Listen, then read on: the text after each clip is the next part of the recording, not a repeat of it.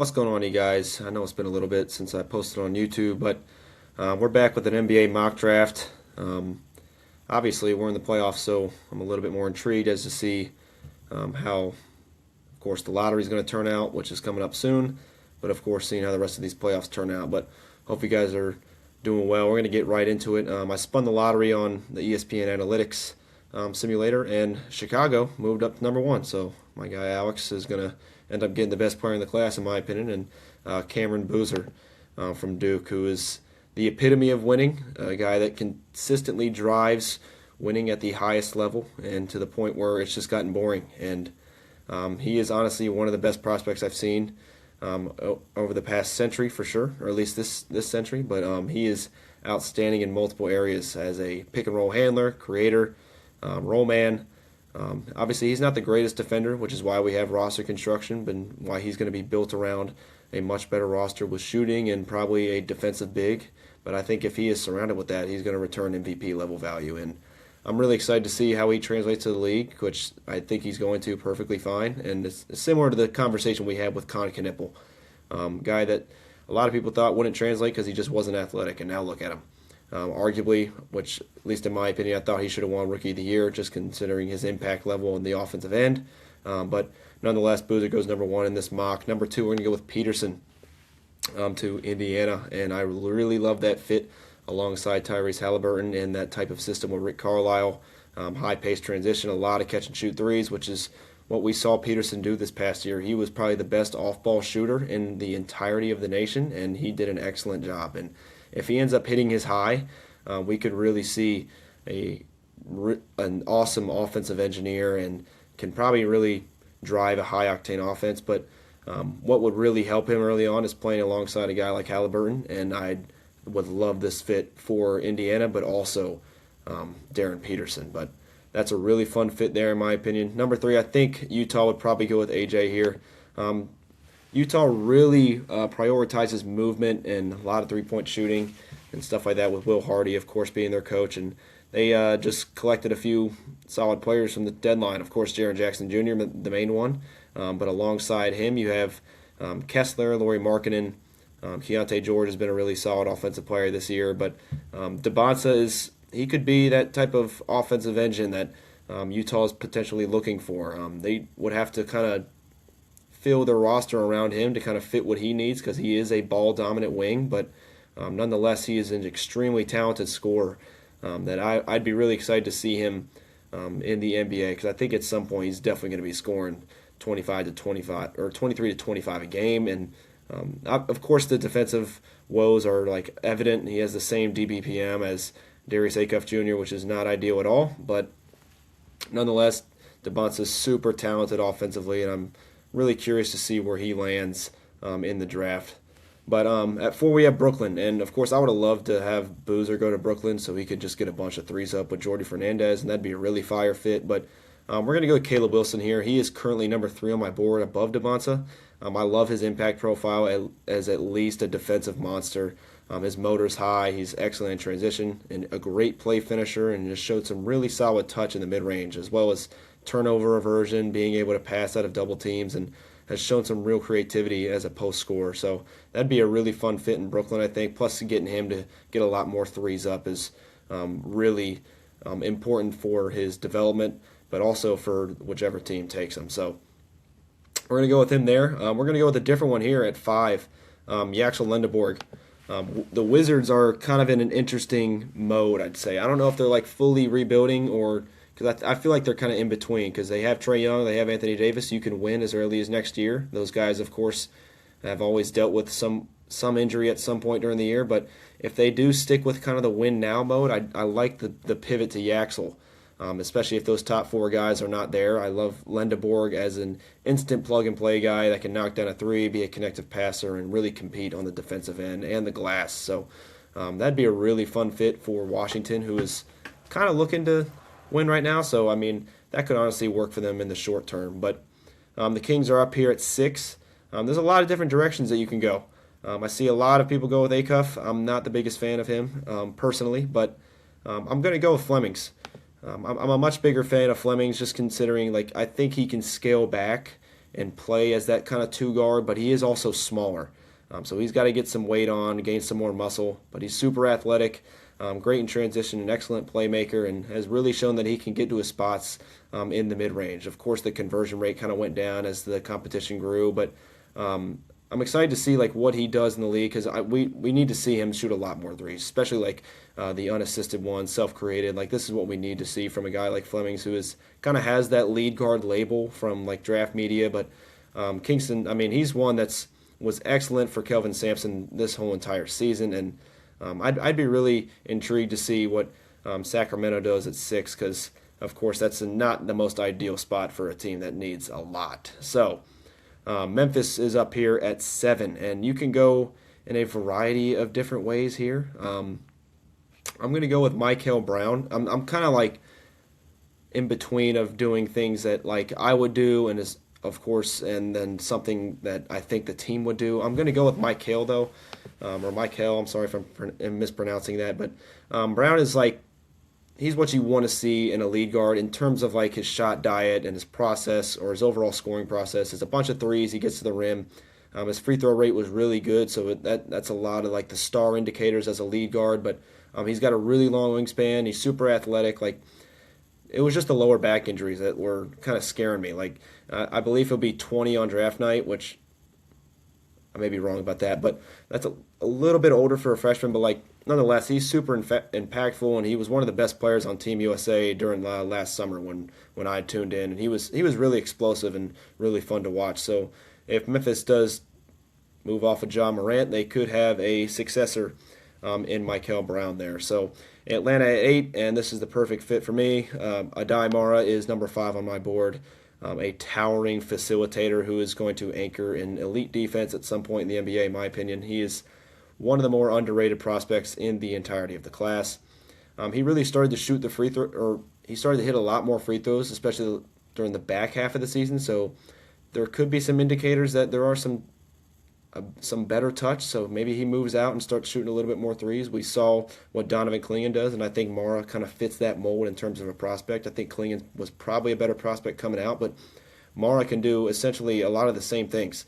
I think he's really skilled on the low block, and it's kind of underrated with how kind of Michigan deployed him, of course. Like he would get a few post touches here and there, but we would really see it from time to time where he's flashing like legitimate scoring on that low block. But of course he's got to gain some weight, and his contact balance is kind of iffy. So that's like the main part I'd be worried about with him. But I'd be really excited for Mara in Atlanta, especially for a playoff team as well. Dallas at 9 is where I have Bennett Sturts going. Of course, this is what I would do, at least for this one particularly. I love Sturts. He is one of my flag plants of the entire class, and pairing him alongside Flag, of course, Sturts being a guy that can play off the ball, but also be on the ball and take a large workload. And he doesn't turn it over, gets a bunch of threes up, finishes at the rim at an elite level, and I think he has really underrated hands defensively. But his processing speed is off the charts. His 2-point scoring is really underrated. He's in terms of like his analytical profile, it's really similar to like Jalen Brunson and Damian Lillard coming out of college. Of course, that's not like stylistically a true player comp, but like if he's within the realm of like a Ty Jerome, Cam Spencer, but to a higher level, this is like I would take that top 10, and I truly believe that Sturts is worthy of it, of at least a lottery choice. But Sturts and Flag would be really fire in that fit. This is what I think the Bucks would do if he was there. I think they would go Burries to pair him alongside Ryan Rollins, because kind of as an off guard who rebounds pretty well, competes on the defensive end, and can knock down an open shot, but also attack a closeout. So that'd be an interesting fit. I probably wouldn't go there. I'd probably lean towards like a guy like Damon Swain or somebody on the front court most likely. But that'd be really fun. For the Bucks, especially alongside Ryan Rollins, who, and of course Taylor Jenkins is now the head coach of Milwaukee, so that'd be a fun fit. Golden State is up here. Of course, I want to go with a big that can pass and do multiple different things. That, especially for a guy like Draymond, who may be on the way out, and Steve Kerr, who is probably also on the way out. But we're going to pivot to Allen Graves, kind of like a variant of Draymond to an extent. I think Graves is one of the more underrated players in the whole entire draft space, and he is truly impactful. I know he's a six man for Santa Clara, but you look at his profile, his impact numbers. He's got the entire package as a glue guy that can defend multiple positions, rebounds, can knock down a three, and really passes it well. The only problem was like he fouls a lot, and of course like the conditioning. We wonder about that, but nonetheless, like he is truly impactful. He created a ton of events on defense in terms of just stocks, and like he's really impactful. So I'd be excited to see what where he lands, of course. But at 12, we're going to go Hans Steinbach to pair him alongside Chet Holmgren on that front court. I know Thomas Sorber's coming back, but I think he's another one that can probably play along Sorber, especially if Steinbach starts shooting some threes as well as Sorber. But Steinbach, one of the better rebounding prospects that we've seen in a while, and he was super productive at Washington. And I think that'd be really fun in OKC because I do believe that Hartenstein is probably on his way out, but I'd be curious to see where Steinbach lands. I think he's going to be either later lottery or somewhere within that range. But moving on to Miami, they're an interesting one, of course. We're going to go with Keaton Wagler, though. I've kind of grown on him recently because he's still found a way to be impactful, even though his 2-point scoring and kind of his self-creation is a bit iffy. But he is a deep range shot maker. He doesn't turn the ball over, and he rebounds pretty well on the offensive end. So that's definitely an impactful offensive player. I do think that Miami could use something like that. But if he ends up hitting his high, if he gains some weight, maybe he ends up turning into a lead guard. But I just don't see the vision there. But I do think that'd be worth it in the lottery for sure. My dream fit for Jaden Quaintance is the Charlotte Hornets, and I think that Moussa Diabate is an excellent player, but I do think that Quaintance is an outstanding prospect when he is healthy. So I'd be really excited to see where he lands in particular. But Chicago at 15, moving back up, or not moving back up, but they have their second pick of the first round here, and we're about halfway through. I went with Cameron Boozer, number 1 overall. I'm leaning Acuff. I think that'd be cool for them. I have Philon and Abuka Okore over Acuff on my current board. However, I'm gonna lean towards what I think the team would do, and if Acuff was still here, I do think that they would take him. So, of course, not the highest on him. His defensive profile was really bad, and a lot of small guards that don't defend and don't necessarily get to the line at a high rate. Like these guys kind of turn into salary dumpers, but nonetheless, like he was super productive in college. Played in a transition-heavy offense with Calipari, and was really fun to watch when I'm not looking through a draft lens. He was really a tough bucket getter and one of the better passers in the class for sure, especially when like this rim assist. I think it was the highest, at least among the prospects in this class, and he does an excellent job in transition, and he's probably one of the best lob throwers in the class as well. I just have my worries about these small guards, so I mean, he could be a fun fit there. Him and Cameron Boozer end up landing here for them. So we move on to Memphis for their second pick, which we took Michael Brown with the first one. I'm going to lean towards a guy that I have been growing on recently, Morez Johnson.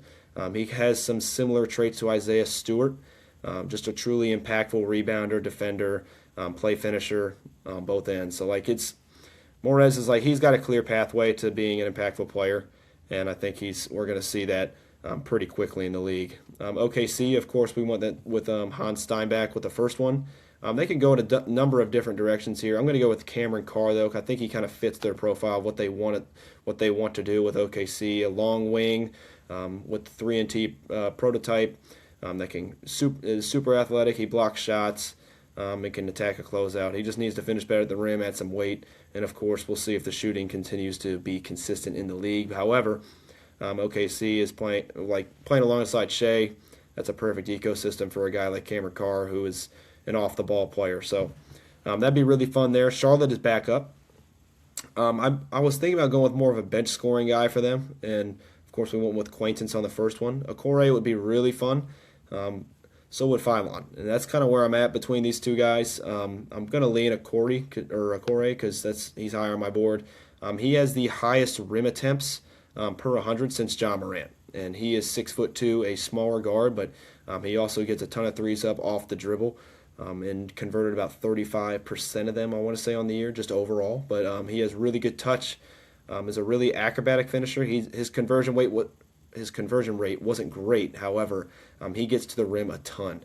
He doesn't turn the ball over.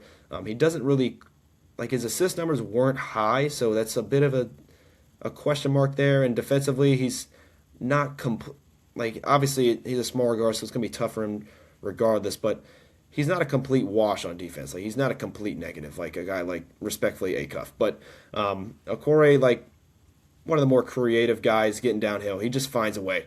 Super creative player. I'd be really intrigued to see him coming off the bench and kind of running that second unit in Charlotte for sure. Of course, getting a bunch of more threes up with a guy like Charles Lee as head coach as well. Toronto at 19. I was going to go with Corey, but we're going to go with Philon here. Another guy who, or a sophomore this past year, who has shown that he can scale down and play some better defense when he is surrounded with other guards like a Mark Sears last year. But nonetheless, like Philon he's legit. He can get downhill, is really crafty, doesn't turn it over, and he's got a bunch of threes up this past year and really converted on a lot of them. He improved his 3-point rate and he also improved his conversion rate. So I'm curious to see where he lands because he's one that's really intriguing as a point guard prospect, but also as a combo guard who can play off of another guy and scale down and probably exert some more energy on the defensive end as well. At 20 here, we have San Antonio, and they, of course, we see how good they are. They can go in a number of different ways. Obviously, you want a guy that can probably impact your team from day one. So I'm leaning towards Sanak. However, Joshua Jefferson would be a really fun fit alongside Wembanyama. Kind of that point forward role who can. I don't want to say like a Boris Diaw like variant, but to an extent, like that's what he could be. He's got a really solid handle for a big, can pass, creates plays on the defensive end, crashes the glass hard, and honestly defends a lot harder than you would think for a guy who's not super athletic, but he knows how to make a play. He's going to be impactful in the league, and I think San Antonio would be a really solid spot for him.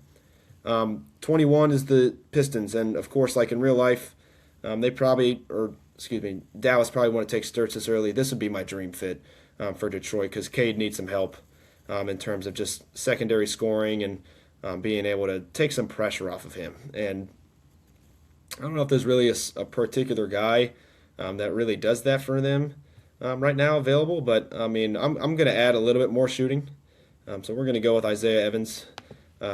Excellent shooter, can attack a closeout, and defends really hard in a scaled down role. So Detroit would be a perfect spot for him, in my opinion. So Isaiah Evans at 21 to Detroit, and then Philly is up here, and I'm really torn because I've been trying to get Damon Swain in a spot because I'm super high on Swain. He is top 10 on my board. I believe he's 7 right now, right behind Yaxel Lindeborg, and he has a true star profile as a wing.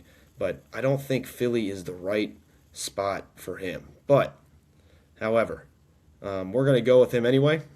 They're going to be able to figure it out because I think if he does scale down, he could really turn into a monster on the defensive end who rebounds, passes. The turnover numbers are a little bit high, but this past year for Texas, like they had their little March Madness run, but he played in a really tough situation where they would really slow the game down, but he ended up anchoring and really bolstering a high offensive rating for the Longhorns, and a lot of that was on the shoulders of him. And he is super fluid in his movements, actually a great handle, finishes at the rim, shot a lot more threes off the dribble this year, and he has a true star profile. It was similar to like the guys of Franz Wagner and Jason Tatum coming out, so we could see a real steal there at 22 for Philly, of course, with Damon Swain. But moving on to Atlanta, who is probably in need of some guard help. Tyler Tanner recently declared, and I think this could be a really solid spot for him, who is also another guy that was in a transition, or not transition heavy offense, but they played a lot in transition at Vandy, and he is like his profile like makes him a 6'6" guy, even though he's going to probably measure in below 6 foot, but like he created so many plays on the defensive end. He is a superb athlete. I believe he finished with 15 dunks on the season. The in-between game is not really there, but he is super twitchy out in the open space, really creative with the ball in his hands. And Atlanta, after taking a Mara, one of the tallest guys in the class, I believe the tallest guy. They pivot to Tyler Tanner here at 23 and take one of, if not, I believe, the shortest player in the class with the Vandy point guard. So moving on to New York, they can go.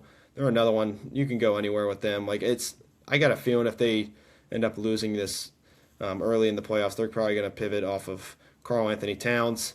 I don't like any of the bigs here except really Sinak, so we're going to go with him, who was really improving towards the end of the season with his rebounding and kind of his motor on that end.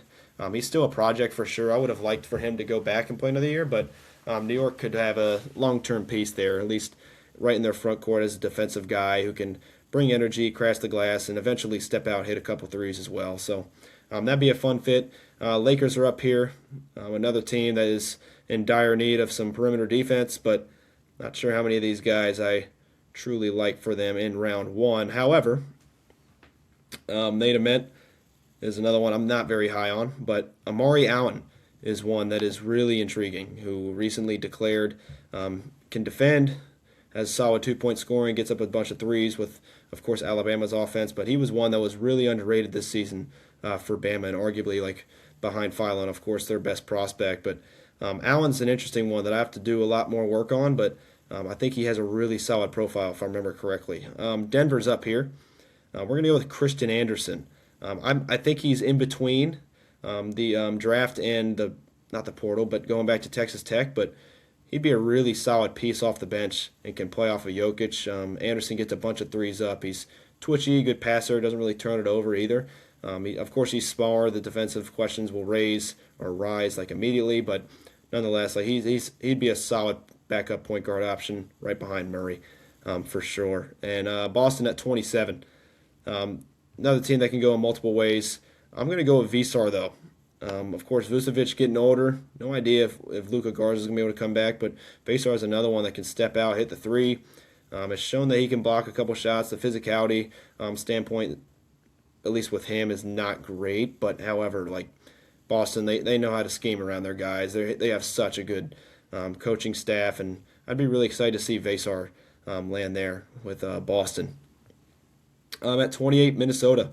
I was probably going to go with Christian Anderson if he was there, or Ibuka Okori, but of course they're not. So that makes me have to pivot to. I want to take another point guard. None of these guys down here, of course, are probably going to be first-round guys. I'm just looking for others that are on my board. But however, Malik Thomas is he's an interesting one. He's a combo guard, kind of moves like Malik Monk a little bit. I don't think he has like the same fluidity with the handle, but he's a nice combo guard that can knock down a three, make some plays on defense, and has some interesting creation. Like he has an interesting like step through floater that he tends to do, but which probably won't work in the league too often. But he's definitely got work to do, but he'll probably be a late first, in my opinion. But Cleveland here, we're probably gonna have Nate Ament come off the board. Not the biggest fan of him. He's definitely a big project, but at least like you want to see some defensive activity from him, which I think he does show. He crashes the glass hard. Like he gets to the line a lot, but his 2-point scoring is terrible. Like for a 6'10" guy, it's not good. But yeah, moving on to Dallas with the final pick of the first round, and I'm torn. Like I wrote a report on Kareem Lopez. I'm not very high on him. He put up some decent numbers over in an okay league in the NBL, but for like as a role player for an okay team at best. But Lopez, like he's probably the one I'm going to go with. He's definitely an interesting player. As a kind of like the 3-and-D power wing is what I guess some teams would probably see in him. I comped him to Kyle Anderson. He had a similar profile to like Lendeborg, as well as Keegan Murray coming out of college, or at least like, of course, Lopez is playing overseas, but I compared his analytical profile to the BART database, and that's what it came out with. But Lopez, I mean, he's one that will probably end up going in the first round, first Mexican, probably one of the best Mexican prospects that we've ever seen, probably the best one. But nonetheless, like this is my first round, at least for now. Of course, Cameron Boozer landing up top would be a dream for Chicago, but nonetheless, I hope you guys enjoyed this. Hopefully, going to get a few more draft videos out as well. But once again, God bless. I'll see you guys in the next one.